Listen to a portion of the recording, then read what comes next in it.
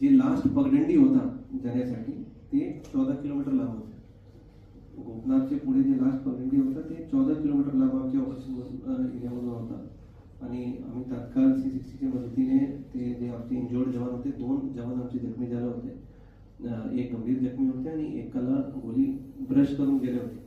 हे दोन्ही जवानांना रात्रभर आम्ही बाहेर काढले आणि फर्स्ट फ्लाईटवर आमच्या हेलिकॉप्टरने त्यांना एअरलिफ्ट करून आणि पर्लकोटा नदीचे पातळीवरून एअरलिफ्ट केले. हेलिपॅडचे लोकेशन नव्हते तिथे आणि तिथून लिफ्ट करून भामरागड सब उपजिल्हा रुग्णालय येथे घेऊन आले. परंतु दुर्दैवाने उपचार दरम्यान त्यांचे दीपक मडावी आमचे जे C60चे सुरवी जवान होते ते शहीद झाले.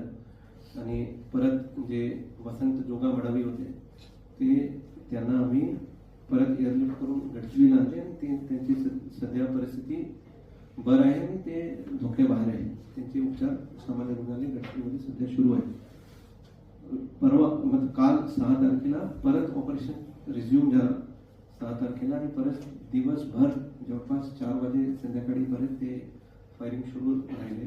आणि काल उर्वरित आम्हाला रात्री परवाच्या रात्री 2 आणखी मृतदेह आम्हाला सापडला होता आणि काल आणखी 4 माओवाद्यांचे मृतदेह आम्हाला सापडले, जे आमचे DKSZCM incharge of western subzonal bureau आणि इन्चार्ज ऑफ कंपनी नंबर 10 ते प्रभाकर आणि त्यांचे ग्रुपने रात्रभर आमचे कोडोन तोडण्याचे प्रयास केले. रात्रभर फायरिंग सुरू होतं तिथे आणि आमचे C60 जवानांनी धैर्य दाखवून आणि अत्यंत नियोजित पद्धतीने त्यांना कोडोन तोडू दिले नाही.